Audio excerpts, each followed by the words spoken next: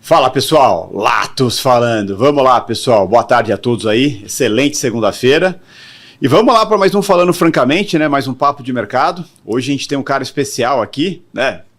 Já demos risada com ele no Happy Hour de mercado, mas hoje a gente veio para ser um pouco mais direcionado e mais sério aí para falar sobre o mercado internacional. Meu querido amigo Tato Barros, responsável aí pela área internacional de investimentos internacionais da Feme Capital. Tato, prazer ter você aqui de novo. Salve, Latos, é um prazer estar aqui, né? Novamente, tão rápido esse período curto, fiquei muito feliz pelo convite novamente. Boa tarde a todos. Um prazer estar aqui, cara, ainda mais para discutir esse assunto assim que eu sou suspeito, porque eu gosto muito, eu sou uma pessoa que já tem a maior parte do meu patrimônio fora há alguns anos, e acho que está um momento muito importante. O brasileiro finalmente começou a descobrir a importância de ter uma parcela de investimentos internacionais na sua alocação e no seu patrimônio. Muito legal, eu que agradeço aqui. O Tato, além de tudo, um amigo de longuíssima data aí, né? Bom, até puxando esse assunto já, semana passada a gente fez um evento aqui chamado Operação Tio Sam. Tá. Lembra do Tio Sam? Tá? Lembro. E a gente fez um evento, o evento basicamente era para quê, cara? Chamar o pessoal para eles entenderem a importância do mercado internacional, mas antes deles entenderem a importância do mercado internacional, a gente trouxe a realidade do cenário brasileiro. Perfeito. Né? E a gente puxou um pouquinho, por exemplo, em 94, uma nota de R$100 valia $100. $100. Né? Você sabe quanto vale hoje uma nota de R$100? Uns $17, né? $18. $18. É. $18. Ou seja, isso é o quê? Deterioração de capital, né? O capital foi deteriorando, ou seja, a inflação foi comendo, enfim, os movimentos políticos do país foi comendo, ou seja, a gente tem uma moeda fraca. Muito fraca. Né? E as pessoas às vezes esquecem disso, né? Porque se a gente parar, até a gente fez alguns comparativos, né? Que assim, se a pessoa ganhasse $100 por dia, né, pensando no mercado financeiro, principalmente o que a gente usa muito aqui, day trade, giro, mercado futuro, $100 por dia é ridículo. Ridículo. Né? Estamos falando de R$550, vai. R$550. Se o cara, lá fora, como é o pregão, não sei se você sabe, o mercado futuro lá começa no domingo às 19. Sim. E termina na sexta-feira às 18. Então você tem 6 pregões por semana. Então vamos pegar, em teoria você teria 12, 24 pregões, mas vamos jogar a média para baixo, jogar 20 pregões. Então você teria $2.000. $2.000 vezes 5,50, 11 pau. 11 pau. Né? Então, ou seja, para o cara trabalhar com o mercado financeiro, 2 horas por dia. Sim. Jogando uma média bem ridícula, bem baixo. Até pelo tamanho do mercado. Exato, bem baixo mesmo, né? Enquanto aqui, o que o cara precisa fazer? Quantos caras você conhece que ganham R$11.000 por mês de salário? Assim? É difícil aqui, já é um salário bem remunerado, né? Bem, o cara tá bem remunerado, o cara tá num bom cargo, digamos assim. Exato. Né? Assim, a gente do mercado financeiro ainda conhece a galera porque é outro patamar o mercado financeiro. Mas se você pegar outras áreas aí, um médico que vai ganhar R$11.000 por mês, pouco mais até, um advogado. Um cara que sai de uma faculdade, um engenheiro já num cargo de gerência, muitas vezes. Então, ou seja, não é um salário padrão, vamos dizer assim. Aqui é um salário alto, né?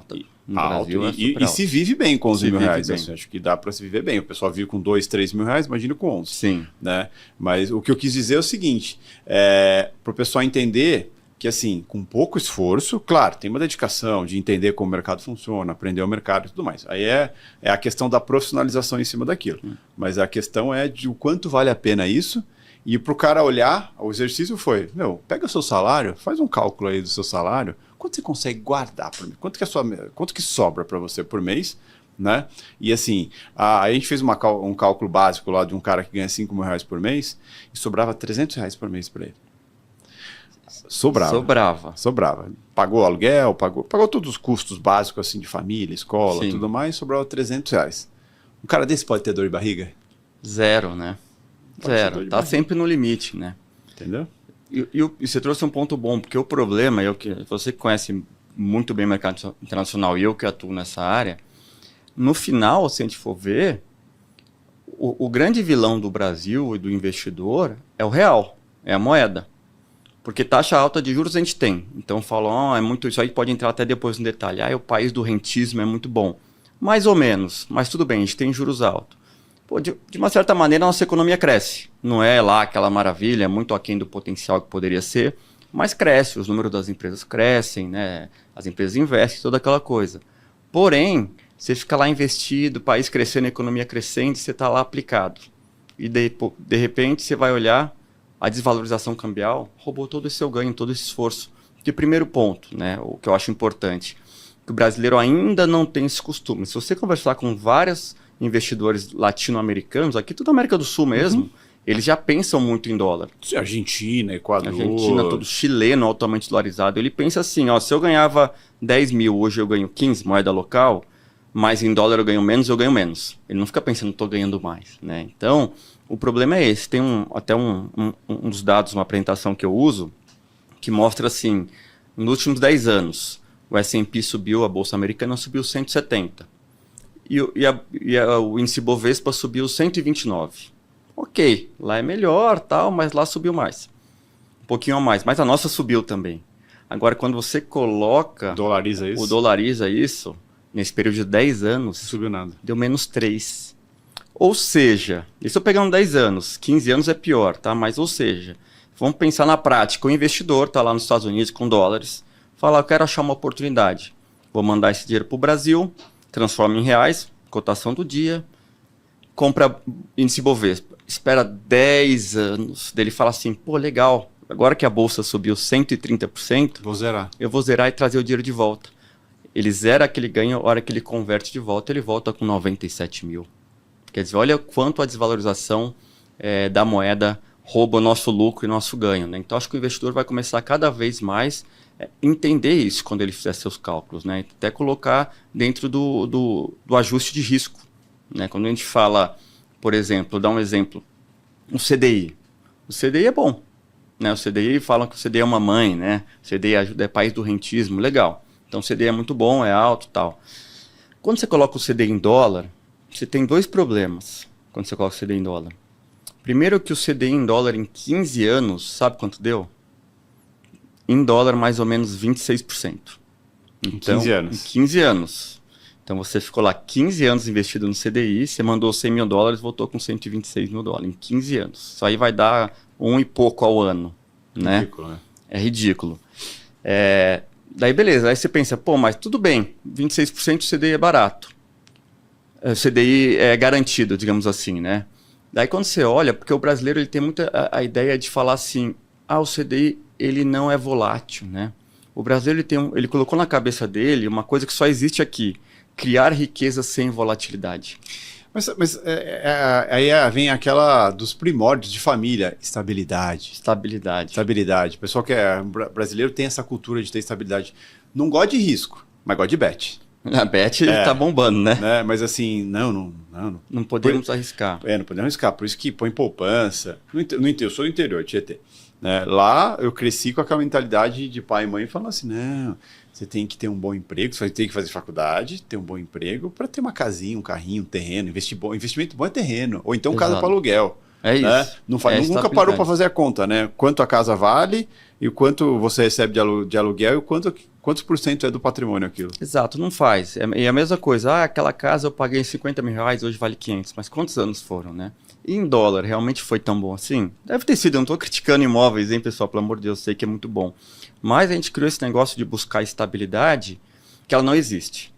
Você pode, na sua cabeça, falar, eu gosto do CDI porque o CDI não oscila. O CDI não oscila, mas para investir em CDI, você precisa investir em qual moeda? Real. Você não consegue comprar o CDI oscila com dólar. E o real oscila muito. Quer um exemplo? Né? Quinta-feira passada, o dólar estava o quê? 5,40. Chegou para ficar abaixo. Por 5,40. Abaixo. Né? Sexta-feira, 5,50. Hoje bateu 5,60. 2 dias. 2 dias. 2 dias. Você sabe que tem um outro estudo que eu uso, que é assim, ele mostra, nesse mesmo de 15 anos, que o CDI deu 25% em 15 anos, 26%, e o S&P deu 500, sei lá, saiu 1 milhão para 5 milhões e meio, alguma coisa assim. Perfeito. Só que a volatilidade do CDI, que na verdade é da nossa moeda, é maior do que a volatilidade do S&P. Ou seja, para ficar comprado em CDI, você está assumindo uma volatilidade maior que da Bolsa Americana, E, obviamente, a Bolsa Americana paga infinitamente mais. Isso aí responde alguns que falam que o Brasil é muito bom para investir. Por que o gringo não vem investir aqui, então, se é tão bom? Porque ele olha ajustado ao risco, ele fala, nossa, mas isso aqui tem a volatilidade maior que a Bolsa e não dá nem perto da Bolsa, então estou fora. Se eu quiser algo realmente não volátil e sem risco, eu vou para o Tesouro Americano. Aí sim você vai ter algo, né, mais próximo. 100% seguro. 100% seguro e que nesse estudo deu quase o que deu o CDI sem risco. Né? Então, são métricas, mas é interessante porque a gente vem trazendo nossas informações para o brasileiro começar a entender e pensar de uma maneira global nos seus investimentos. Né? Eu sempre gosto de dar um passo atrás. Quando a gente fala de diversificação internacional, investimento internacional, a gente tem que falar um pouco de diversificação. Né? Tem aquela tese do Ray Dalio, que é o santo grau do investimento. Resumindo, é você conseguir diminuir o risco da tua carteira sem impactar a expectativa de retorno. Né? Então, o que acontece com a diversificação do brasileiro? Qual que é o problema? O brasileiro hoje ele já evoluiu como investidor. Se a gente voltar para 2009, 2010, sei lá, pouco antes, né, nós somos macaco velho de mercado, não tinha muita opção. Era uma bolsa desse tamanhinho, né? Era uns CDBs do que ele comprava no banco, não sabia nem a taxa. Você perguntava, onde está seu dinheiro? Está no CDI. Não sabia quanto estava pagando e tudo mais. Ou na poupança. Então, a gente já evoluiu. Até era bonito falar que estava no CDI. Tá lá com o meu gerente.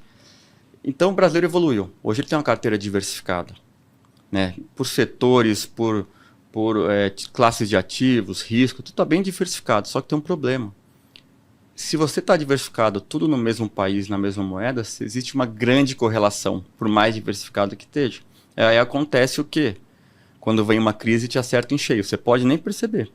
Né? Se a gente pegar o governo da presidente Dilma, um pouco antes do impeachment, a bolsa tinha caído 41%, o dólar tinha subido 140%, e o S&P subido também, óbvio, não tinha nada a ver com o Brasil. Daí você pensa assim, cara, se o dólar subiu 140 num período de 6 anos, o que foi melhor que o dólar? A bolsa não foi, porque a bolsa caiu. Então, provavelmente, a sua carteira, por melhor alocada que ela tivesse, você ainda perdeu dinheiro. Né? E qual que é o problema disso? O Brasil é um país com histórico de crises muito grandes. Né? Saiu até uma matéria recente do Lisboa, acho que foi no Value Journal, um desses sites, ele falou dados interessantes. Nos últimos 40 anos, o Brasil teve 14 crises.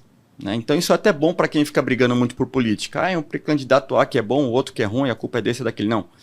14 crises em 40 anos é uma crise a cada 2,85 anos. Quase 3 anos. Ninguém escapou. Né? E se a gente pegar recentemente, você vai ver final do governo da presidente Dilma, greve dos caminhoneiros, pandemia. Né? Mas a pandemia não era culpa do presidente. Mas a crise nem sempre é a culpa, mas elas acontecem. E, tipo assim, para referência, os Estados Unidos teve 3 crises nesse período. Nós tivemos 14. Faz uma diferença. Tá? E o que acontece, o problema? Né? A gente não sabe quando é a próxima crise. Opinião pessoal, me parece que as coisas podem caminhar para isso. Mas o que acontece com a moeda? Né? Quando a gente se pergunta um pouco até entrando no dólar tá caro. O dólar tá caro ou tá barato? Ninguém sabe, mas todo mundo tem um palpite. O brasileiro adora falar que o dólar tá caro. Eu também, todo mundo acha. Todo mundo acorda achando que o dólar tá caro todos os dias. Quando tava 3, quando tava 3,50, quando tava 4. Depende, se você não ganha em dólar, tá caro. Não, se você ganha em dólar... Se você ganha em dólar, é dólar. Mas a questão é que, assim, qual que é o comportamento do dólar nessas crises, né? Porque quando eu falo assim, você acha que o dólar vai subir ou cair? Eu falei, olha, eu não sei dizer. Eu acho que o dólar, historicamente, ele sobe. Não, por quê? Por que sobe? Porque o Brasil tem uma crise a 35% eu já operei dólar a R$1, é isso. a R$2, a R$3, a R$4, R$5 e quase a 6. Exato. Né? Então, ou seja, eu passei por tudo isso. E assim, ou seja, o que eu estou querendo dizer? O dólar a probabilidade dele é sempre tá mais caro. Sempre mais caro, sempre tá mais caro. E por quê? Porque o Brasil passa por muita crise. Então, se a gente pegar, tem um comportamento interessante. E só não é pior porque a gente tem uma puta reserva. Sorte. Sorte, assim, para não ficar falando mal de governo A, de B, isso aí foi uma coisa que até foi o presidente Lula lá atrás que começou, que o Brasil tinha 0. Era um risco para explodir a qualquer momento. Que é o risco que a Argentina corre hoje. Ela não tem dinheiro para controlar seu câmbio, sua balança comercial e tudo mais. Exato. Então, quando você pega, o dólar tem um comportamento muito típico. Ele fica lateralizado dentro de um range por um período, às vezes 2 anos, 3, ele passa aquela de repente explode. Falsa sensação de segurança, né, de estabilidade, e de repente ele explode. E o curioso é que depois que ele explodiu por causa de alguma crise, a crise passa, graças a Deus. E ele fica. E ele nunca mais volta. Então ele até arrefece um pouco, ele muda. Então eu falo assim, você acha que o dólar vai subir mais? Eu falo, você acha que o Brasil vai ter mais alguma crise? Vai, então ele vai subir. Né? Eu estava conversando com a minha amiga, ele falou, não, porque se o dólar bater 10, eu falei, não. Quando ele bater 10? Não estou querendo fazer terrorismo, não acho que na curto prazo. Não, acho que assim, é longo prazo. É longo mas prazo. Que assim, que ele pode bater 10 e tem muita possibilidade, pode, porque aqui é Brasil. Porque aqui é Brasil. E quando o pessoal acha absurdo, eu falo, sabe aquele 1,60 para 5,50? É como se fosse 5,50 para 18. Então não é impossível. É verdade. Não é impossível, né? Percentualmente falando. De alta. Então, o dólar é uma moeda forte. Ela é a moeda, é o porto seguro do mundo, né? Quando tem alguma instabilidade, todo mundo corre para o dólar. Não é só o real. O real acaba sendo mais fraco. Mas isso aí mostra que se a gente tem uma diversificação que não contém dólar, é meio manca essa diversificação, porque a gente não está corrigindo o nosso poder de compra, né? Porque aquilo que a gente estava falando, você pode ter a melhor carteira do mundo. Puta, eu fiz uma alocação aqui em Brasil que está em ativos que... os Estados Unidos vai cortar juros agora, então isso vai fazer China bombar, então eu vou investir em ativos que vão ganhar força por causa da China e tudo mais, uma coisa, mas tudo em real.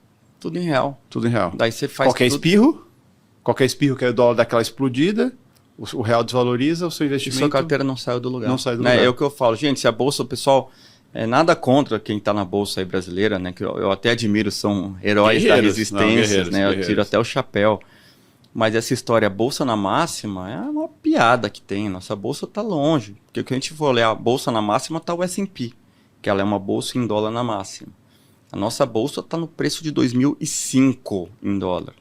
19 anos... Se você tivesse comprado a nossa bolsa, esperado 19 anos, hoje está no mesmo preço. Quer dizer, e muito longe das máximas, que foi ali antes da crise de 2008, com aquela queda, entrada de fluxo e tal. Então, é um pouco assim que a gente tem que passar a olhar, né, nossa carteira. E outro ponto que eu acho importante é que a nossa cesta de consumo é muito dolarizada. Quando alguém fala, o IPCA é 6, IPCA do ano é 4. Qualquer coisa que a gente comprou subiu muito mais do que 4, né? Não reflete nossos gastos realmente. Se a gente for pegar o relógio, esse microfone, nosso celular... Tudo importado. Carro, vinho, o que for, é influenciado pelo dólar. E que eu digo que é uma troca injusta, porque a gente, né, em linhas gerais, a gente gera nosso patrimônio, nossa riqueza em reais, nosso trabalho. Mas paga empresa, em dólar. Né? Investimos em reais, portanto somos remunerados em reais, mas gastamos em dólar. Né?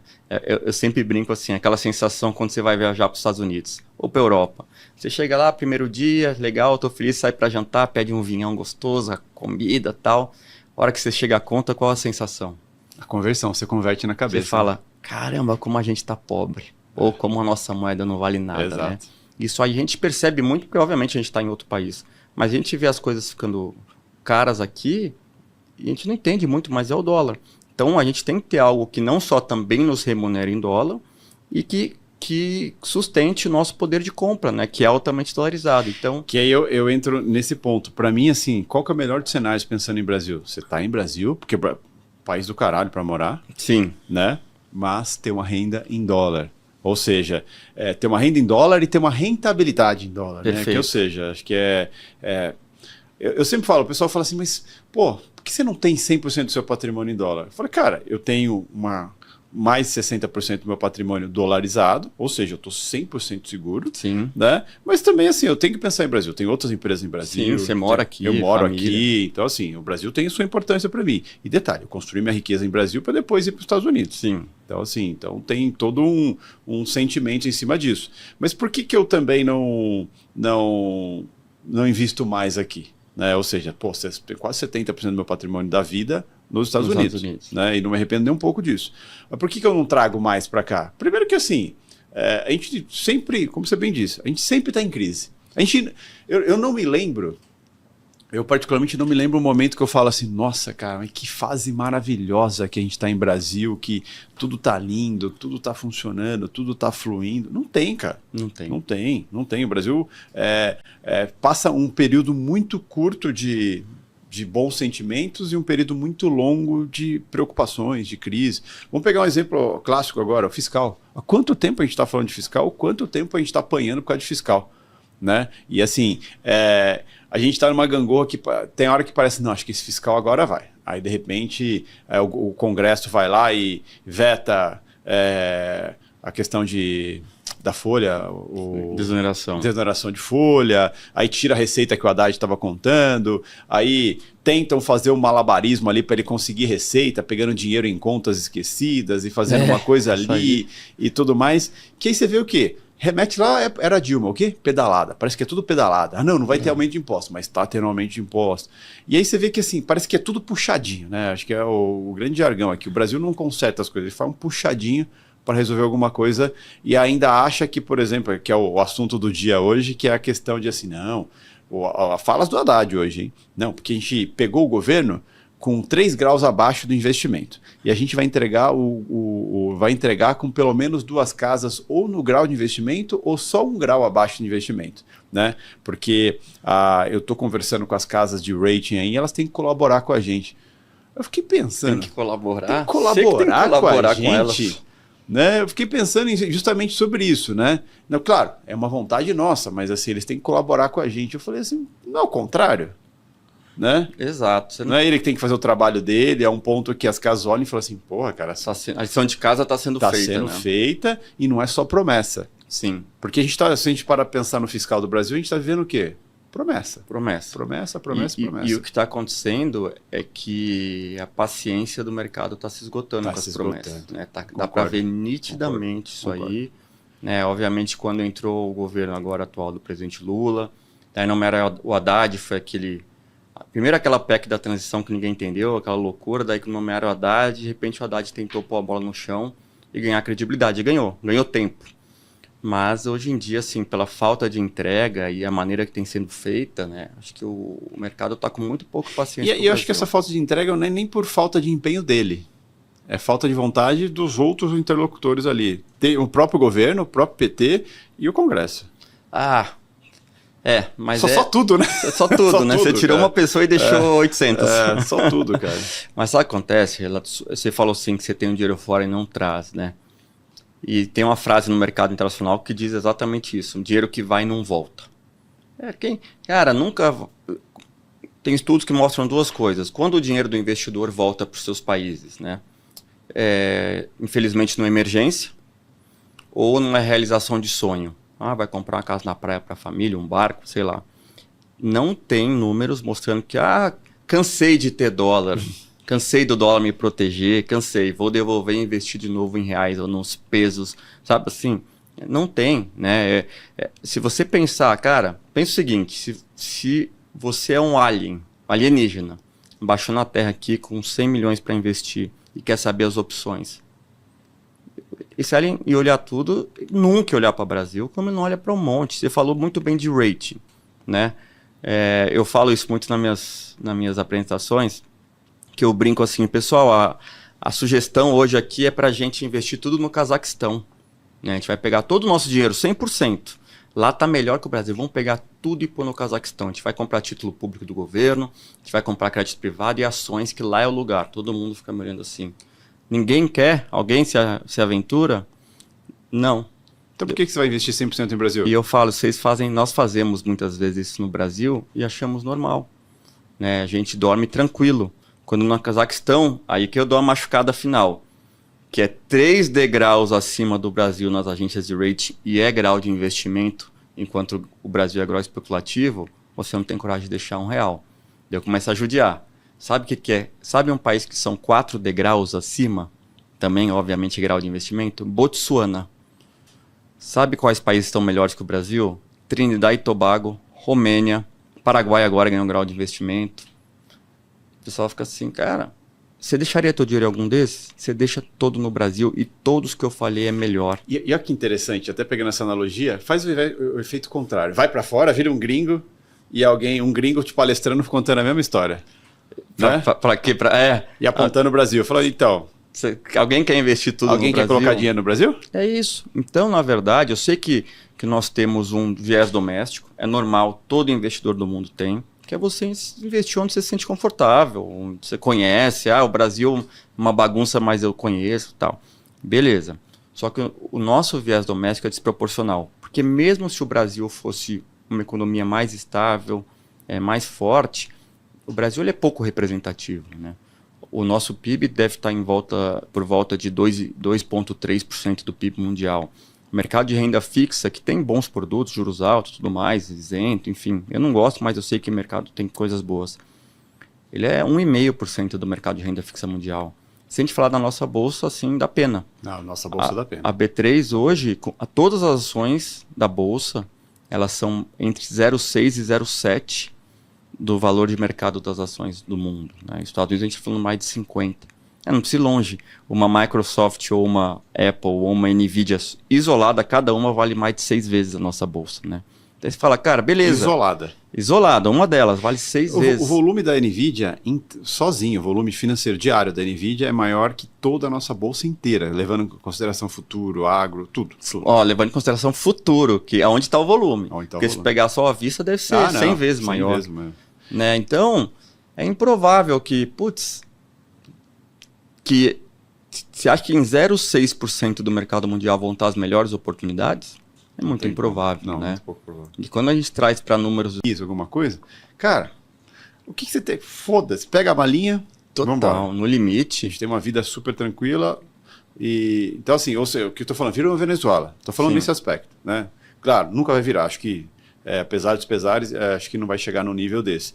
Mas, assim, se acontecer, é o tipo alívio do seguinte, cara, a única preocupação é conseguir colocar minha família em segurança e tirar daqui. O que ficar aqui, depois, lá na frente, a gente pensa. Mas, assim, você tem uma segurança fora de não ter aquela coisa, ai meu Deus, o que eu vou fazer da minha vida agora?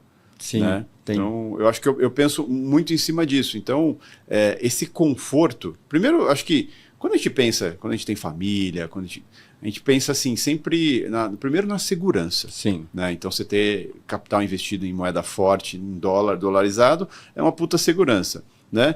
E o segundo ponto que é assim, o fato de você ter um retorno em dólar, cara, te dá um poder de compra absurdo, ainda mais se você continuar aqui. Digamos que tá tudo bem aqui. Eu decidi continuar aqui, mas eu tenho uma rentabilidade em dólar. Certo?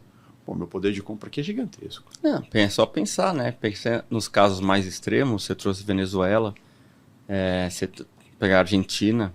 Quem dolarizou o patrimônio lá atrás tá vivendo lá melhor que rei em Mônaco. Voando. Tá voando. Verdade. Você sabia que Venezuela tem um cara que é gente boa, que ele faz uns vídeos, ele foi pra Venezuela. Ele ficou até me surpreendeu. Bruno, alguma coisa. Ele fez um documentário da Venezuela querendo mostrar os problemas do comunismo, enfim. E ele fez uma parte do vídeo, era só mostrando os bairros nobres de Caracas. Que deve ser impressionante. Parecia Beverly Hills. Mais chique que os nossos bairros nobres daqui, que o Jardim Europa. Coisa impecável. Loja oficial da Ferrari na Venezuela. Na Venezuela. Quer dizer, óbvio que deve ter cara lá corrupto e tudo mais, mas, cara, se você ficou rico no seu país, você continua. Não é uma coisa, o pessoal ficou mais pobre. Mas você se garantiu, você não empobreceu junto com o país, né? Até a gente comentou aquele dia, eu acho, tem uma frase que diz o seguinte, primeiro países, né, que correm risco, assim, países latino-americanos, essas coisas. As frases são, primeiro você manda o dinheiro, depois você manda seus filhos, depois você vai. Né? No limite, quando as coisas vão degradando. Porque se você não fizer o inverso, na hora disso você não tem mais dinheiro. Seu dinheiro pode ter virado pó. É verdade. Né? É verdade. E outra que eu gostava muito, que lá quando eu estava morando em Miami, é que o pessoal fala, para você ver como todos os países são meio parecidos. A frase era o seguinte, quanto que você precisa ter da tua carteira dolarizada nos Estados Unidos? Os caras falam assim, o suficiente para recomeçar a sua vida em Miami com dignidade, caso dê ruim com o teu país. É mais ou menos isso, cara. No limite, pega as malas, aeroporto, tchau. Né? Mas sabe que é um pensamento que eu tenho também, tanto é que assim, os filhos querem estudar fora, então é isso. Primeiro você manda dinheiro, depois você manda os filhos, aí depois você vai. Depois você vai. E quando a gente pensa em proteção patrimonial, você realmente preservar, né, preservação patrimonial, não existe preservação patrimonial em real, cara.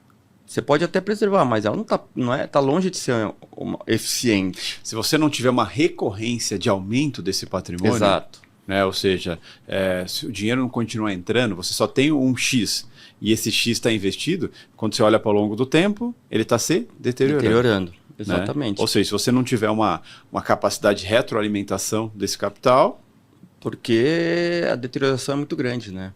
Então, você fala, putz, qual o objetivo principal do investidor? A gente sabe que todo mundo quer ganhar dinheiro, mas o principal é preservar patrimônio. Mas, igual você falou, como é que você preserva patrimônio numa moeda que desvalorizou 83%? Assustador. Difícil, né? Você tem que ser um trader muito bom. Então, é importante. Não é terrorismo, é só você ter uma parcela lá fora, conhecer o mercado. Pô, mercado de ações se falou. Cara, o mercado de ações americano é outro nível. Olha a capacidade, Latus. Eu até postei um negócio bizarro, né, na entrevista aqui que eu vi nesse final de semana, um podcast, que era acho que é o Marcos Mendes falando o seguinte, né, falando da burocratização do Brasil, como tudo é difícil, por que o Brasil não tem inovação, tecnologia? Olha o exemplo que ele deu.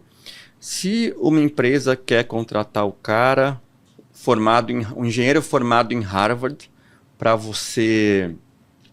participar de um projeto, sei lá, no Pará, alguma coisa assim, não lembro o projeto específico.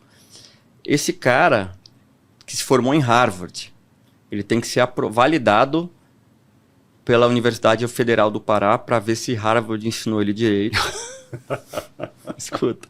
E para piorar, a empresa que contratou esse cara tem que contratar um engenheiro local para acompanhar ele para ver se ele não faz besteira.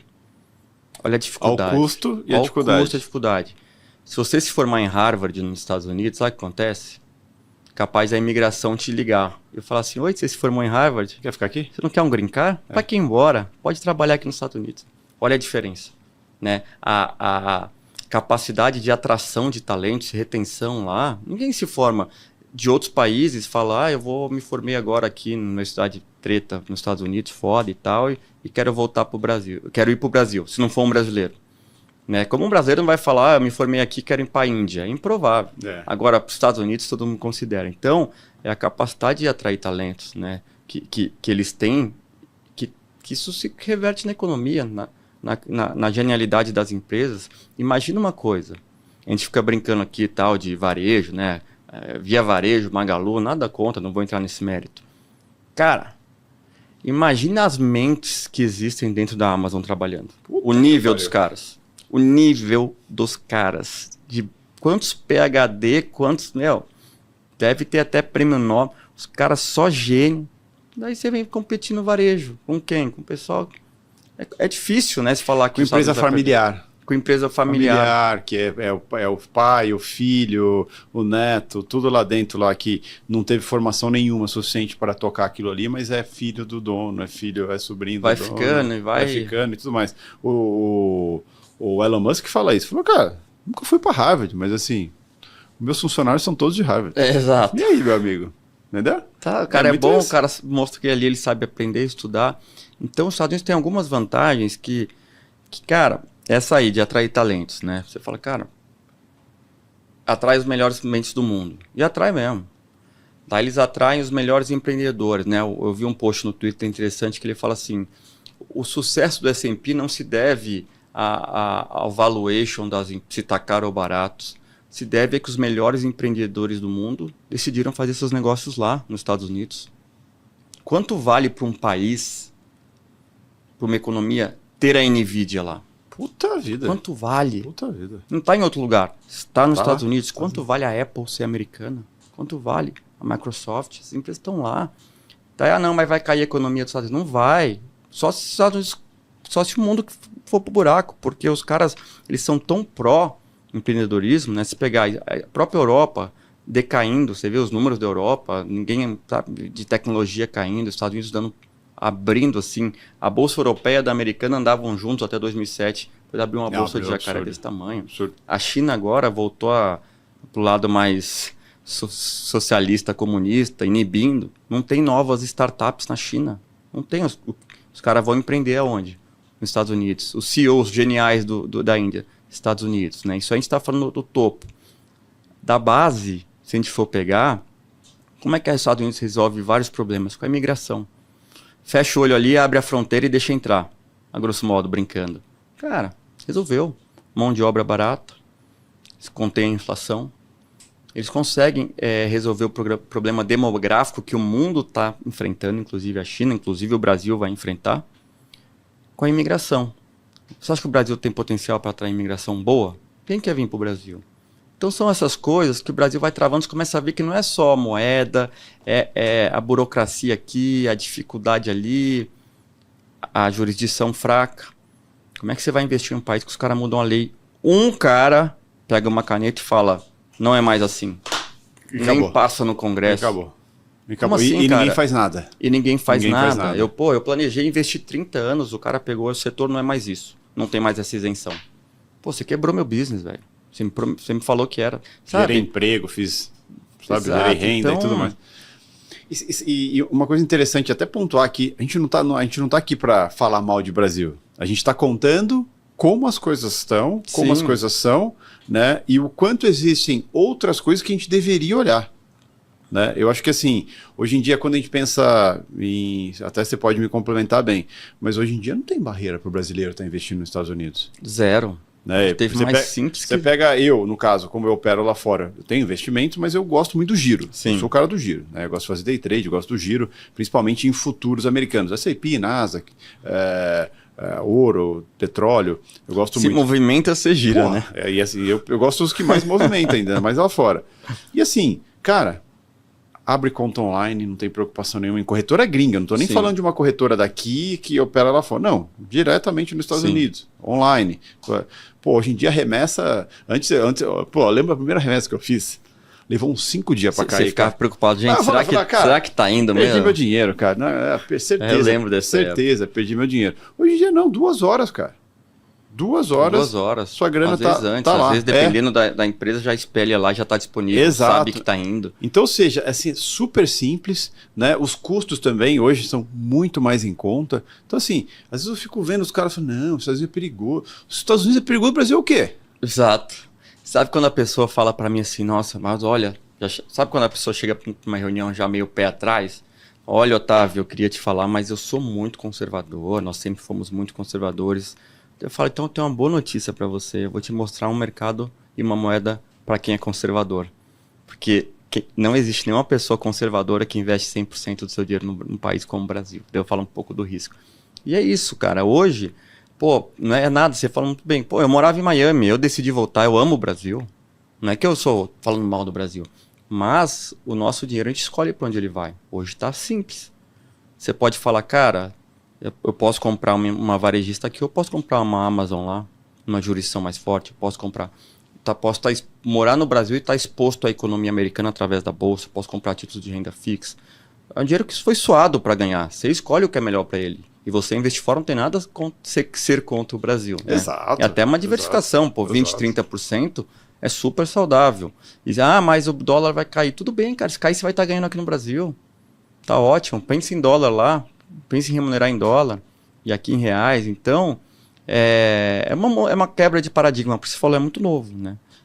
Pouco tempo atrás, você tinha que estruturar uma offshore, que ainda é um caminho bom, mas mais específico. Antes era praticamente mandatório, né? Envolve custo de manutenção, abertura, burocracia. Hoje, no aplicativo lá, já abre a conta, na mesma hora... Não tem burocracia. Não tem burocracia. Não tem burocracia.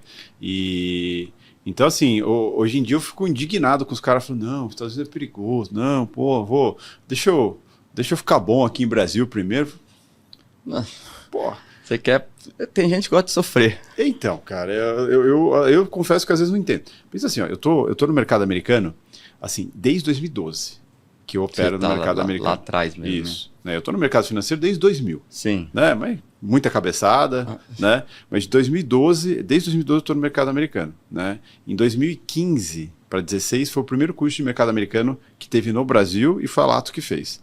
Né? Que legal. De lá para cá, muita coisa. Né? Então, ou seja, a gente contribuiu bastante aí para muita gente abrir a cabeça para começar a investir nos Estados Unidos. E assim, a gente continua com esse processo. Agora tem o mesa proprietária nos Estados Unidos, justamente para fomentar. Ou seja, o problema do cara é que eu não tenho capital para investir lá fora. Tá bom, a gente... Esse é o problema? Tá resolvido. Tá resolvido. Não tenho conhecimento. Também a gente resolve isso para você. Então, ou seja, é mais a iniciativa do cara falar assim, cara, deixa eu sair um pouquinho da bolha, deixa eu furar umas bolinhas, porque na vida você só cresce furando bolha. Sim, total. Né? Olhando para coisas que você não olhava, olhando para coisas que os outros não olham. Porque assim, não é porque seu vizinho não olha para os Estados Unidos que você não tem que olhar. Exato. Entendeu? Não, e cada vez mais, eu até falo bastante lá no nosso escritório, eu falo, pessoal, os nossos clientes, todos têm que saber que a gente tem essa solução para investimento internacional. Porque ele vai investir fora, tá? Não sei quando, mas ele vai. Se vai ser com a gente ou não, vai depender da gente. Se ele souber com a gente, ele vai vir com a gente, vai vir com a gente, né? Porque pro cara pensar em investir fora, vai virar conversa de bar. Já tá virando. Você usa qual? Você usa A ou a B? Qual? Quem você se assessora? Direto? Conta digital ou conta lá fora? Você sabe quando a primeira turma, a gente lá foi em 2016, janeiro de 2016, a primeira turma nossa. Né? Eu falava de mercado americano, os caras falaram, o quê? Por quê? Investir no mercado americano, não, deve ser difícil pra caramba, burocrático pra caramba e tudo mais. Aí beleza, a gente foi mostrando pros caras A mais B, que era, cara, seguro, confiável e principalmente rentável. Sim. Rentável. Né? Então, assim, hoje em dia eu não tenho mais esse convencimento. Até no Happy Hour de Mercado, você falou assim, cara, quanto tempo você precisa para convencer alguém do mercado americano? Eu falei, 5 minutos. Ah, que é melhor 5. 5 minutos. Porque, assim, hoje em dia é fácil vender nos Estados Unidos ou não? Cara, é mais fácil, né? O que eu falo assim, que eu falei aquele dia para você foi assim, alguém me perguntou assim, mas só palestra você fica 1 hora falando, convencendo que é melhor investir nos Estados Unidos? Eu falo, não, eu fico 1 hora mostrando como é importante diversificar no mercado americano. Se fosse para convencer que investir nos Estados Unidos é melhor, eu preciso de 5 minutos, né? Porque, óbvio, gente, não vamos ser inocentes, né? Ingênuos. Cara, é Estados Unidos, cara. O mercado dos caras vale 50 trilhões, do Brasil 600 bilhões. É o outro. Isso que a gente está falando muito de renda variável, que é mais o nosso nicho, mais, por exemplo, renda fixa nos Estados Unidos. Também é um mercado de 40 trilhões e do Brasil é nem 2, sabe, assim, contando tudo. E fica muito aquela coisa, mas o Brasil paga muito bem no CDI, lá paga menos, né? Obviamente tiveram momentos que pagou muito pouco, realmente. Hoje está pagando ainda uma janela um pouco melhor, já fechou a curva. Mas se você pega um IPCA mais, uma aplicação que fosse dólar mais 4,5 ou 5 nos últimos 10, 15 anos, ele foi muito melhor, mas muito do que o IPCA mais 6, quando você traz para reais. Que o IPCA mais 6, que é um pré a 12, que o CDI nem se fala, que o CDI espanca. Pô, mas como pode 5 ser melhor que 12? Mais uma vez, nossa vilã, a moeda, né? E eu dou o melhor exemplo. Quer ver como o nosso Brasil é arriscado? Quer ver como a nossa moeda é arriscada? Me explica por que o governo brasileiro emite dívidas no Brasil e nos Estados Unidos. Aqui é, a grosso modo, a conta de padeiro. Ele emite pagando 12%, num pré aí de 10 anos, sei lá. Tem pré de 12,5 já. Pré de 12,5. Mas para ficar uma conta mais fácil, ele emite a 12 nos Estados Unidos, no Brasil. E o mesmo governo, o mesmo risco, o mesmo bolso, se der calote, vai ser calote para todo mundo, emite a 6 nos Estados Unidos. Ele emite na metade, mais ou menos. Ele existe. Pô, mas ele... Como é que pode? O mesmo risco? É a mesma coisa que faz lá, você me deve... Eu te empresto, só que você me paga em real é 12, em dólar é 6. Isso é o risco da moeda.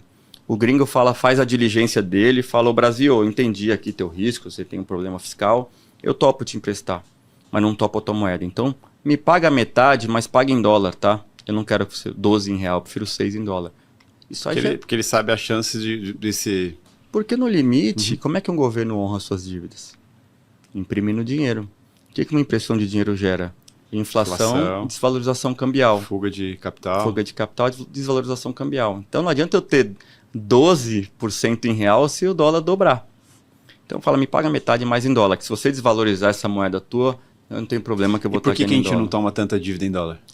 Oi? Por que a gente não toma tanta dívida em dólar? Porque a gente fica com risco absurdo da desvalorização. Exatamente. É o caminho inverso. Porque às vezes o pessoal fica na dúvida, não, mas o Brasil está tranquilo, porque a dívida é em real. A dívida é em real porque se eles não são loucos de tomar dívida em dólar, aí dá uma cagada aqui, que é o normal. Sim. Aqui, o dólar explode e a dívida explode junto. Não, explode junto. E você sabe que... É só ir lá, pessoal, entra no site lá, coloca no Google, Reserva Internacional Brasil. Primeiro link é Banco Central, bcb.gov e tal. E é até engraçado que eu pego esse texto e uso também. O texto fala exatamente isso. Nós deixamos nossas reservas em moedas fortes, porque 80% é em dólar. para momentos de crise, de fuga de capital, consigamos honrar nosso próprio Banco Central. Isso é bonito de falar, porque assim, o próprio Banco Central deixa claro que eles têm o capital do país em moeda forte, né? Em dólar, principalmente. Sim. Né? E a gente não. Exato. Porra! Eu sempre falo assim, se o cara que tá na pilota tá falando que eu prefiro ter em dólar, fala, mas você que é o governo, cara, você que tinha que... Não, eu prefiro ter em dólar. A gente fica tudo em real. Né? A gente tem obviamente o governo tem outras obrigações, outros riscos, mas o Brasil não tem nada em real. O Brasil é devedor em real. Aliás, muito devedor. Né? A dívida, acho que é 70 tri? Não, 7 não, tri. Não, louco. Não, se for 70 tri. 70 tri. Então, quebrado o país. 7 tri. E a gente tem 355 bilhões de dólares, quer dizer... Se a gente converter para real... Converter já dá uma boa parte dessa dívida, quer dizer... Mas ele prefere ter. Então, é uma coisa que você vai pensando, se o governo faz, se todo mundo busca... Se você colocar... Eu tenho certeza, a hora que o brasileiro colocar o dólar em qualquer conta que ele faz e ajustar o risco, a aplicação dele, foi o que a gente falou aqui no início. O CDI é bom, mas em dólar ele rende pouco. Ajustado ao risco, ele tem um risco maior que da bolsa. Então não é uma renda fixa, que é a moeda mais que a bolsa, né? Mas é um trabalho longo e eu acho que está evoluindo, entendeu? Acho que você faz um excelente trabalho, a gente tem feito um excelente trabalho também, de levar e explicar para o cliente. Tem que ter paciência. O cliente vai ouvir uma vez, não. De uma certa maneira, traz uma volatilidade na cabeça dele, né? Porque, como eu enxergo hoje, se eu tenho uma carteira em real, isso é o tato enxergando. Para mim, ela está todo dia. Por mais que fosse renda fixa, todo dia ela está oscilando o dólar. Quando eu vejo o dólar subindo mais 2, menos 1, mais 1, eu falo, nossa, é minha carteira. Mas quem não vê assim, ela acha que tá tudo bem aqui. É só esperar. É só esperar. Agora, o outro lado é verdade também. Quando a minha carteira em dólar, eu nem olho muito. Aí não muda muito, porque ela é dólar.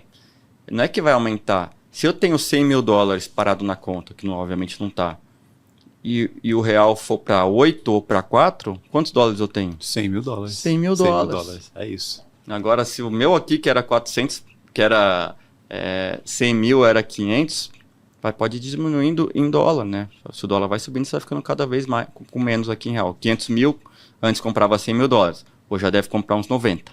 Daqui a pouco vai comprar 80, 70. 500 mil, né? É isso.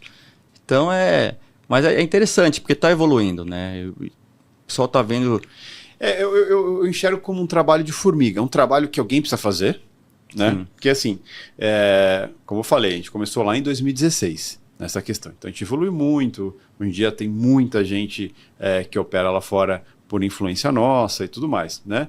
Mas quando a gente compara com a população, se a gente começar a comparar com o Bet, com o joguinho do Tigre, então, aí a gente não fez nada. Não fez nada. A gente não fez nada, porque aí é um negócio loucura, né? E você vê que bagunça que viram, né, esses negócios, né? Tava vendo, antes da gente entrar aqui, eu tava vendo lá que emitiram um mandato de prisão pro Gustavo Lima. Eu tava vendo na hora que eu tava saindo. Caralho, né, cara? O cara cantou, foi se meter com o Bet.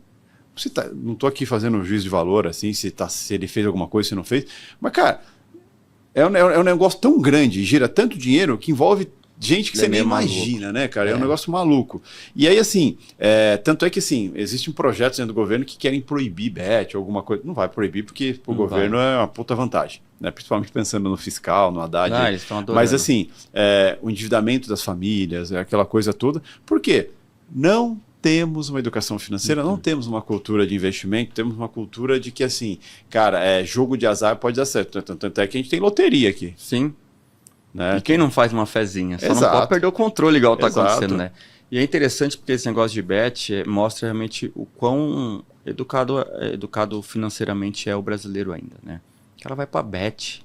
Não é uma apostinha. Eu jogo na Mega Sena, acumulou 200 milhões, eu entro aqui no celular, vou fazer uma fezinha. Quando eu vou para os Estados Unidos, eu vejo aquelas Mega Million, né? Lá, 800 milhões de dólares, eu jogo, mas eu jogo 20 dólares, né? E é isso aí, vamos sonhar um pouco.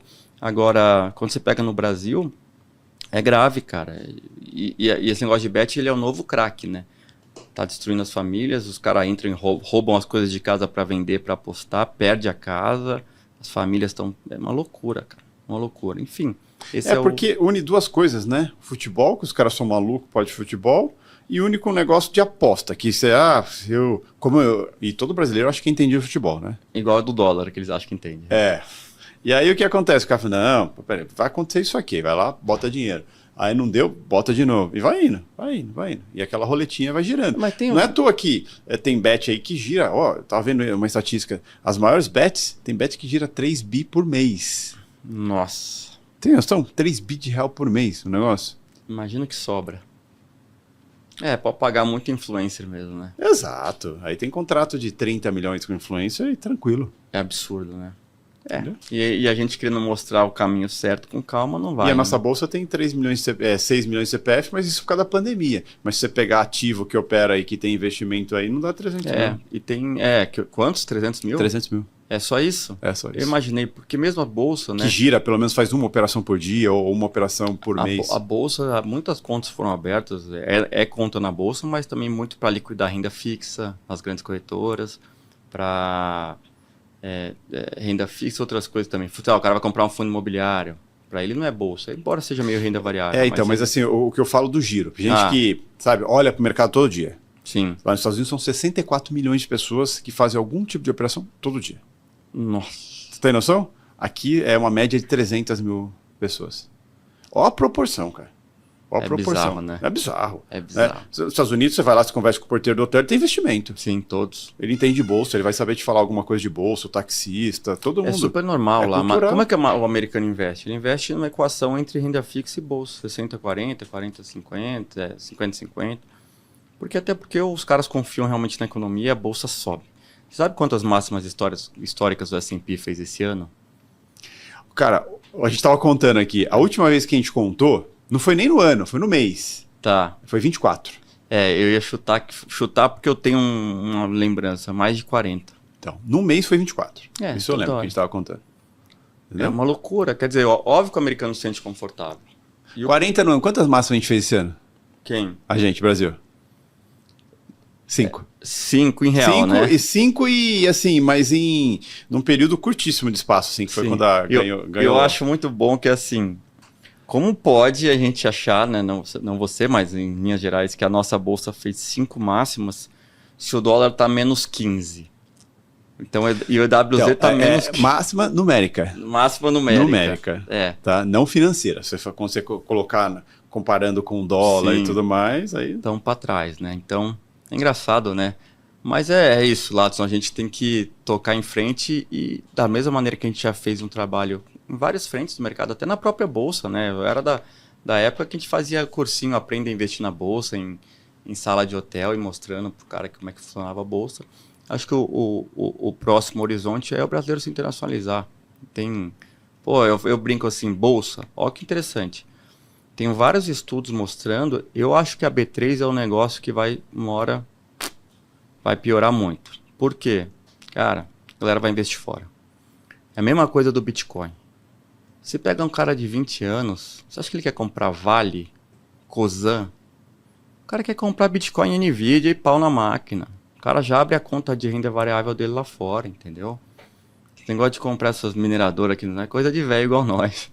Molecada não vai. Qual é a demanda de commodity da China? Os caras não estão nem aí de commodity da China, cara. Ele quer comprar, achou o iPhone bom, novo, 16, e falou, meu, que tesão, vou comprar Apple. É isso. Né? Então, principalmente em renda variável. Eu acho que o Brasil é um mercado bom de renda fixa, é um mercado que você consegue aí com os isentos, IPCA e tal, até proteger seu patrimônio, até contra inflações, de uma certa maneira contra o dólar, mas perde mesmo assim. Agora, em ações, é no-brainer, cara. Por que você vai investir aqui? Investir, especular, às vezes o pessoal tem gente que fala para mim, eu vi que a Nvidia caiu, eu tô pensando em comprar. Você vai comprar para segurar? Não, para especular. Aí ele falou, onde que eu compro? Você vai comprar para especular ou para... Não, só para um giro. Compra aí na B3, pô. Tem um BDR, Nvidia, faz o girinho. Lá fora pensa numa coisa estrutural. Carteira, carregar para a vida. A carteira pode até mudar, mas essa parcela é para você carregar para a vida. Né? Não faz sentido. E hoje em dia, pensando aí em investimento lá fora, o que você mais... Porque eu vou falar por mim, eu tenho título, né, tesouro mesmo, tenho alguns ratios lá, tenho algumas ETFs de alguma coisa, tenho carteira tech, mais voltado para tech, e giro. Eu gosto muito de girar. Sim. Girar S&P, Nasdaq, aí é comigo mesmo, que aí o bicho pega. Tá. Né? Mas assim, o que você olha para investimento que você proporciona? Cara, o que a gente olha bastante, assim, até para... E sabe um tipo de investimento que eu fiz lá? Faz tempo que eu não faço, mas lá tem aquele tax lien, tax deed, que aí é um investimento mais fora de mercado, que é investimento imobiliário, que também lá, principalmente em movimentos de pré-crise, alguma coisa assim, fica bom pra caramba, que a galera não consegue pagar a hipoteca, aí você compra a dívida de imóvel, o cara não paga você, aí você vai lá e toma o imóvel pra você e tudo mais. Que deve ser interessante. Puta investimento lá também nos Estados Unidos. É grande. E sabe o que eu acho legal dos Estados Unidos? Tem investimento pra tudo. Tudo. Exato. Se você tiver uma ideia maluca, onde que eu consigo me expor a esses? Procura nos Estados Unidos, que provavelmente tem. Certeza. Tem, mas a gente tenta assim, como é uma coisa inicial, né, o trabalho primeiro de conscientização, educacional, importância, é uma coisa mais realmente estrutural, aí vai do perfil do cliente, a gente mostra ali o que a gente tem nas nossas alocações, research, mas sempre focado assim, os caras que é bolsa, não precisa inventar, não vou fazer stock picking, tem ações lá, né, não vou fazer assim, me fala uma ação para comprar, quer comprar ações, a gente tem a carteira de ações. Mas o que funciona para mim é muito como o American Invest também, né? Nessa equação de renda fixa e renda variável, o cara acaba se expondo através de ETFs. Cara, o S&P, eu estava vendo ontem, a Nasdaq, ela subiu 81,5% dos anos, cara. O S&P 73%. Você sabe que tem uma Desde estatística 1920. Que todo presidente novo que assume nos Estados Unidos, ele sempre entrega ao mercado muito maior do que ele pegou? Historicamente. Eu sei. Só tem um que não foi isso. Que nem foi... pode ter sido culpa dele. O W. Bush. Que pegou bem no final da pandemia. Ele estava voando, aí pegou... A virada dele pro Obama foi no final da pandemia. E na sequência já voltou a subir. Então é até legal isso aí, porque falando um pouco até de eleições, que é o momento lá... O mercado não está operando eleições e opera muito bem. O mercado está calmo na eleição, né? Tá. Eu já vivi várias eleições, desde do Obama, a última do Obama, o Trump versus Hillary, depois Trump versus Biden. Essa para mim está sendo a mais calma. Parecia que ia ser uma eleição bagunçada, porque a volta do Trump, aí teve o Biden... Né? Teve tudo, Biden doido, morto muito louco, Trump tomando tiro, a Kamala entrou e tá calmo. Tá tranquilo. Tá calmo, e o mercado continua fazendo high. Continua fazendo high. E se você for pegar isso que você falou, é interessante, né? Tem até um gráfico, não sei de quem, que fala assim, ignore política, e mostra justamente isso aí. Todos os governos republicanos e democratas, salvo essa exceção que na sequência já recuperou alta, entregou com a bolsa em alta, né? E se você for escolher, eu só fico comprado em bolsa no governo democrata ou republicano. A rentabilidade é um lixo, perto de que você ficar comprado em qualquer um deles e não interessa muito. Porque se eu pegar as pautas dessa eleição, tem muito barulho, muito ruído, mas não são pautas diretamente que vai influenciar tanto na economia, cara. E não são pautas desconhecidas. Você pega o Trump, todo mundo sabe como que o Trump vai governar. Exato. Todo mundo sabe que ele vai cortar imposto, todo mundo sabe que ele vai brigar com a China. É o perfil dele. É o perfil dele. E o perfil democrata? Você acha que a Kamala Harris vai mudar a história dos democratas? Nunca. Vai seguir o padrão. Ela vai ficar falando as coisas que ela defende lá, e quem toca a vida é o governo como um todo, né? Os Estados Unidos tem uma vantagem que o Brasil deveria ter, uma característica que o Brasil está perdendo, né? Realmente a força dos poderes. As instituições lá funcionam e se controlam. Não tem nego dando de louco lá, não. Eu dei uma canetada aqui, agora mudou tudo, solta os caras. Como assim? Você não pode fazer isso porque eu sou o Congresso ou eu sou o Executivo não faz isso. Então o negócio não tem... vou agora... Tem o dono da verdade. Não tem o dono da verdade. Nem mesmo o presidente. Nem mesmo o presidente, né? Depende completamente do Congresso, e se chegar no judiciário, a coisa já tá feia. Aqui não. Então você fala, Porque às vezes nem chega no Congresso, o judiciário já decide o que vai fazer. Que é outro fator que impede muito de ter investimento aqui. O cara fala, não tenho segurança jurídica nesse país. Zero. Entendeu? É que a gente falou da jurisdição. Zero segurança jurídica. Cara, eu não gosto de falar mal, mas, os caras, uma canetada anulou todos os processos da Odebrecht. Daí apareceu 100 pessoas na fila falando assim, esse caso é igual ao meu. Eu fiz delação, paguei multa. Precedente. Abriu precedente, cara. Agora eu quero meu dinheiro de volta. Os caras vão ter que devolver o dinheiro de pessoas que assumiram. Cara, sinceramente, é nesse país que você quer deixar todo o dinheiro? É nesse país? E porque, assim, eu acho que vale ressaltar que a gente não tá falando assim, ó, pega todo o seu dinheiro e some com ele daqui. Não, cara. Só não deixa todo ele aqui. Exato, diversifica. Diversifica, sabe? Começa devagar, não precisa nem chegar, já vou colocar 70%, mas vai diversificando. Vai conhecendo o mercado americano, vai entendendo as opções que tem lá, sabe? Vai começando a olhar para a possibilidade de você ter uma renda em dólar, de ver o capital. Até para quem viaja hoje nas contas, né? Tipo, a gente trabalha lá, a gente tem a conta digital de investimento e a conta de gastos. Você tá lá com o seu dinheiro, putz, eu quero ir para Miami com a minha família. Já tá com o dinheiro lá, resgata. Pensa assim, ó, hoje em dia, você pega e você viaja para os Estados Unidos, né? Viaja hoje para os Estados Unidos, né? O dólar sai daqui com dólar 5,40. Aí eu vou ficar 20 dias lá. Você corre a chance de voltar com dólar 5,70. Isso é fácil. Entendeu? Fácil. E a hora que você vai passar o cartãozão vai ser 6. Não, machuca demais, né? O que a gente falou, né? Como a gente tá pobre, essa sensação. Então, hoje, assim, hoje tá muito fácil tudo, né? Então não tem por não tem desculpa. Não tem desculpa, só tem preguiça. Exato. Você resumiu. Só tem preguiça, porque... E outra coisa, entrando até um pouco em macro, não vou entrar em discussão política, mas hoje em dia tem muita gente insatisfeita com a situação. Seja com a condução da política econômica, né?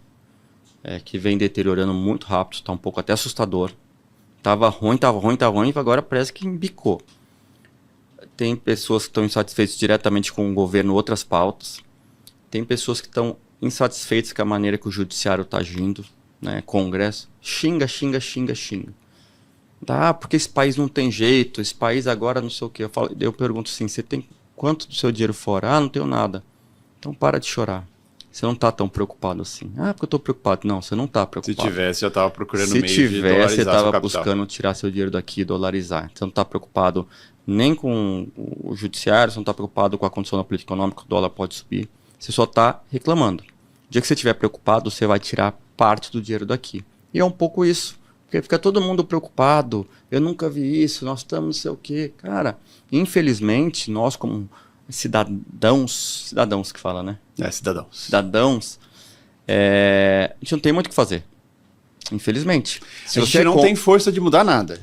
Esse é o X. Então, ou seja, a gente pode mudar o que a gente faz. Somente. Então, ou seja, é nisso que a gente tem que focar, né? O que eu posso fazer, né? Eu tenho poder sobre isso. Exato. Agora, o que o governo vai fazer, porque assim, por mais que você fale assim, cara, eu sou um cara consciente, eu voto certo.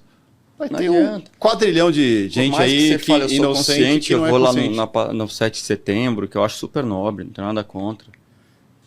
Mas parei de ir também, depois que aconteceu um monte de coisa, tipo... Sinceramente, assim, eu fui no da Dilma, eu ia no do Bolsonaro, depois que soltaram o Lula foi eleito, eu falei, isso aqui desencana. Não tem jeito. Não vou sair da minha casa mais, né? Mas é nobre.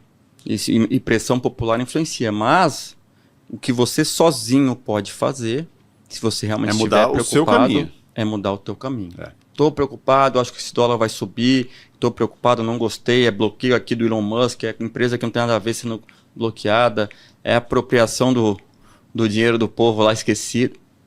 Tô assustado. Cara, você não pode fazer nada. Você pode fazer, investir fora a parte para se proteger um pouco disso. E não tem nada... E todo o país o pessoal faz isso. Não tem nada a ser contra o país, né? Você sabe que o percentual do americano que investe fora dos Estados Unidos é muito maior que o do brasileiro que investe fora. Os Estados Unidos, teoricamente, não precisaria se investir em outro lugar. Mas tem um percentual que não é baixo. Já havia, mais de 15%, os caras têm alguma coisa fora. Nem se for uma exposição fora. Entendi. Mesmo investindo através dos Estados Unidos, uma exposição a outra economia. Então, não tem muito... Tem desculpa, pessoal. Vai lá e faz, né, cara? Vai lá e faz. Nunca ninguém se arrependeu. E detalhe, né? Hoje em dia o acesso ao conhecimento tá muito maior, né? Muito. Porra, pensa na época que a gente começou, cara. Porra, eu me fudia. Mesmo. Não tinha nada. Não tinha, cara. A gente tinha aquele relatório da manhã lá, lembra? Aquele que todo mundo lia, como é que chamava?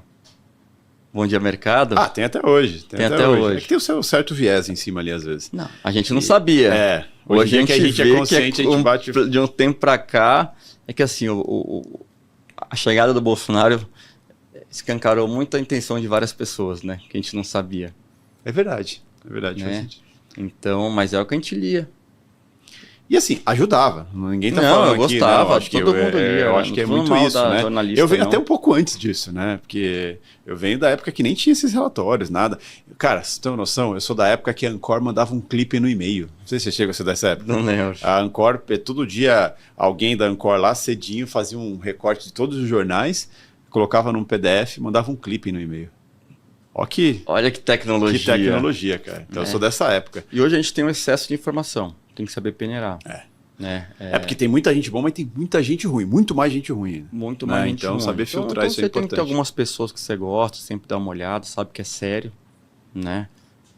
Em cada pauta. Mesmo quando sai alguma coisa. saiu uma decisão, alguma do Banco Central. Espera para pegar uma opinião também, como é que o mercado vai administrar, né? E a opinião sobre o internacional tá virando consenso, né? Tem pessoas... E eu vou falar uma coisa aqui, ó. Tem muito influencer que eu conheço aí, de bolsa, falando que é para comprar Brasil, que é para comprar não sei o quê. E tem grana fora, viu? E não é pouco, não. Mas aqui eles falam que o dólar é para baixo e que é para comprar B3, que é a oportunidade da vida. Dele, né? Que é o negócio dele. É o negócio dele, infelizmente. Né? Então tem que tomar muito... Isso é uma coisa... Porque você sabe que, assim, o que a gente está fazendo aqui e tudo mais é uma coisa muito séria. Porque você tem que tomar cuidado, porque o que você fala vira verdade na vida de muitas pessoas. Muitos. Né? Então, se você dá uma orientação errada a alguma coisa, você pode estar prejudicando a vida de uma pessoa. Sim, mas por isso você tem que ter pé no chão. Exato. Né? Eu nunca vou falar, compra tudo em dólar nos Estados Unidos. Não, compra 20%, 30%, ou começa com menos, como você falou. Importante começar. Mas se o dólar cair, eu não comprei porque eu achei que o dólar ia cair ou subir. Eu falei, porque é importante, historicamente é bom. Se cair, as coisas no Brasil estão indo bem, isso é ótimo. Olha só aqui que loucura. Se a gente conseguir pensar com a cabeça em dólar, você tem um patrimônio em dólar, sei lá, 100% está em reais, na verdade. Só que esse reais vale X dólares, se a gente converter. E você decide comprar 20% em dólar para se proteger. Se o dólar subir, mesmo essa parte te protegendo, o total como maior é em real, você está tendo menos em dólar. Então, por que eu falo isso? Porque o contrário também é verdade. Mas eu comprei 20% em dólar e ele caiu. Caiu, só que você tem 80% em real. Então, no seu patrimônio total, você tá mais rico em dólar agora do que se ele tivesse subido. Aquilo é só um seguro, só uma proteção e tirando do risco do Brasil, né? Aí você fica meio blindado, entendeu? É tudo uma maneira de ver as coisas. É diversificação, cara. Diversificação é um negócio super importante. Você ter aquela velha métrica, né? Não tenha todos os ovos na mesma cesta. Ponto. É a mesma coisa. Você falar para algum aluno seu, você só pode comprar uma ação. Na B3 mesmo, uma ação. Você se formou num curso, mas você só pode comprar uma ação. Mas por que uma? Porque é uma. Caramba, mas tem tantas ações. A mesma coisa. Você só pode comprar uma moeda. São mais de 160 moedas do mundo. Você tem todas em uma, que cá entre nós não é das melhores, né? Tá sempre nas listas. Pior moeda do mundo, segunda pior, né? E o Brasil... 2024 o Brasil é pior. É a pior, né? É a pior. E tá um prêmio de risco muito grande no Brasil, né? Eu acho que o Brasil, na verdade... ele não te remunera o quanto ele é arriscado. Ele tinha que te remunerar mais. Muito mais. Concordo. Muito mais, né? Concordo. Porque a nossa bolsa não remunera, a renda fixa remunera bem, mas deveria remunerar mais em termos frente... Putz, se tu tomar um risco da nossa moeda para ganhar 10%, fica em dólar ganhando 4, 3, né? Você ganha 4 em dólar vezes 5? Exatamente. Isso aí tem que ver. Vai ganhando vezes 5, né? Não, sensacional.